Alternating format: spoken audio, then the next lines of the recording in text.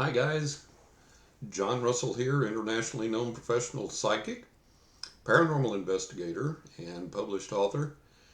And let's talk some more about UFOs today because UFOs have been in the news a lot this year, and we've supposedly made a lot of disclosure and a lot of progress, and things are in the works, and I'm not buying it. We have beat to death the same UFO stories over and over and over and over and over again. Every time you get all excited and see a brand spanking new release about UFOs on TV and turn it on, and you're all excited, and finally we're going to get something. Maybe here's something brand new, and it's Rendlesham Forest again. Or it's Roswell again. They beat the same old stories to death over and over and over and over. Meanwhile, UFO activity is occurring fresh and new every single day on this planet. Many of us experience it. And I have a lot of questions.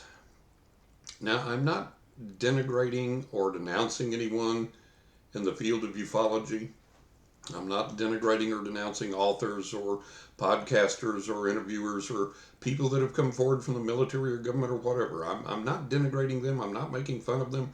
I'm not denouncing them. I'm not going after them in a negative way. What I'm saying is, look, how long has it been since Roswell? How long has it been since Rendlesham Forest? Look at the technological leaps that we have made and have available to us. Let's talk about that for a moment, and it's relevant to the conversation, okay?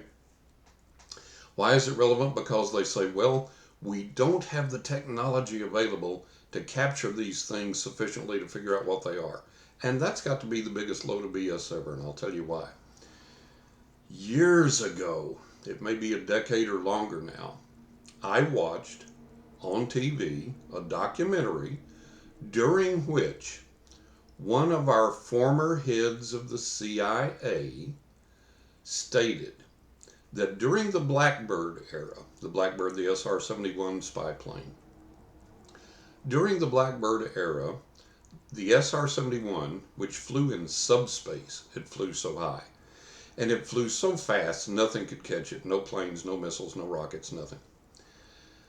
So the former head of the CIA stated that the SR-71, flying in subspace at speed, that when it flew over a golf course, for example, and on the putting green there were two golf balls a couple of feet apart, that in subspace at speed, the SR-71's camera could take a photograph of that putting green and of those golf balls, and when it was developed, you could read clearly which one was the McGregor and which one was the Titleist. And he said, that's decades old technology. Imagine what we can do now. Imagine what we've got now. And like I said, I saw that documentary at least a decade ago, I'm sure. So we've got the technology to capture these things. There have been some in the UFO community that have come forth and said, we have reports from those in the military or those in government or those pilots that say, my little dog's chiming in, putting his 2 cents worth in the background, that say they have 4K high-res photograph of craft 50 feet away from our jets. Okay. So anyways, look, we have the technology. A long time ago, I watched another documentary, a military documentary, and they showed our missile defense system, and they showed this laser that would activate, lock onto an incoming missile and obliterate it. That's a long time ago now. I saw another documentary where we have developed a ray gun. It's invisible, it's silent, it can be mounted any number of ways, and the way that it works is it basically starts cooking you underneath your skin, and the ray from the ray gun can be narrowed down to target one individual in a crowd of 500, or it can be expanded to target the entire crowd of 500. So the reporter that was doing the piece on this, said, I want to see what this feels like. So he stood out a ways from the ray gun, had a leather jacket on, and they put the ray gun on him, presumably at one of the lowest levels. And he was like, oh God, and he started shucking out of his jacket, and he ran out of the field where the ray was pointed, and he said, you can't stand there. You feel like you're beginning to boil from the inside out. That's old technology. So imagine what we've got now. Come on. We can capture these things in high-res video and still. Why do they continue to play these childish games with us? Another thing that distresses me is people in the know, and they probably are. Maybe they are. Maybe these people have had these clearances. Maybe they have had these experiences. Maybe they have these qualifications. But they come forward and they make one or two or three carrot dangling on the end of the stick or leading or outrageous or exciting statements and then refuse to follow up on them. Well, what about when you said, I can't comment on that?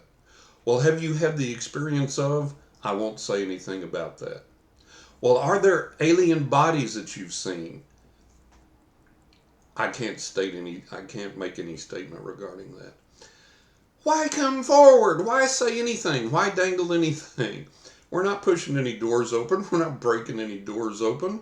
It's almost 2022, and we have the same amount of knowledge about UFOs as we did back when Fate magazine covered Palmer's story about the craft skipping as saucers, like saucers as they flew.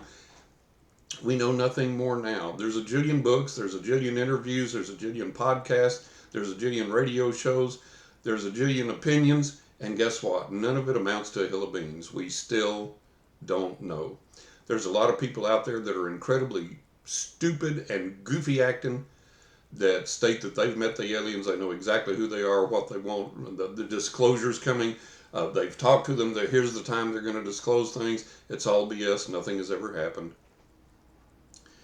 And that angers me tremendously that these idiots get out there and litter the landscape of ufology with this idiotic nonsense. And that makes people that want to believe or might want to seriously investigate this go, oh, I'm not getting involved with this bunch of nuts. So, what do I suggest? Well, we have the technology. I believe with every fiber of my being that within the depths of the military, the political establishment, the military establishment, scientific establishment, or a combination thereof, I believe with every fiber of my being that someone knows the truth and can tell us the truth. Who these beings are, where they're from, why they're here, what they're doing. Do we have a pact with them? Do we have an agreement with them? Are we at odds with them? Are there certain factions of the government that are friendly with them, as has been stated? All of this stuff, speculation, we've watched all these UFO shows on TV, we've read all these books, we've seen all these interviews, all these podcasts, all these, and nothing. Nothing. We don't know any more now than we did decades ago. Decades. So look, folks, it's time to kick the door open. On one of the Big Phone Home episodes on YouTube, which the Unidentified Celebrity Review and the Singularity Lab, Lewis and Michael and all of that crew, you can look it up on YouTube. I'll try and put the link below for you. They talked to a congressman, and the congressman stated in this interview that he believed that the government actually kind of made a mistake in that little small disclosure they gave us because it kind of opened up a chink in the armor. And they didn't intend to do that. And the congressman stated, these are his words, if we don't take that chink in the armor and force it open, if we don't demand and go after everybody now, Congress, military, science, everybody, and demand that they reveal and disclose fully and completely what they know. If we don't do that now, and he was talking this year, 2021, if we don't do that now, they're going to mend that chink in the armor. They're going to close the doors up tighter than ever, And that's going to be it for maybe decades to come. Who knows? So he was saying, look, we have to push now. We have to get disclosure now. We have to demand this now. We're going into 2022, and you know what we've got? We have a senator, congresswoman, whoever, that pushed for an addition, an addendum in something so that we have created a new office to examine this in more detail. You know what that does? Nothing. Take your money out in the parking lot, set it on fire. Nothing. You know why? Because our government funds studies to fund a study, to see if they should fund a study, to think about a study of a certain thing. And by the time they get done with that, it's decades down the road and nothing's been revealed, nothing's been disclosed, nothing's been done. This is going to be the same thing. We formed a committee. We're looking into it. Come on. There is the technology out there. There's the knowledge out there to reveal to us what the heck's going on. Why won't you?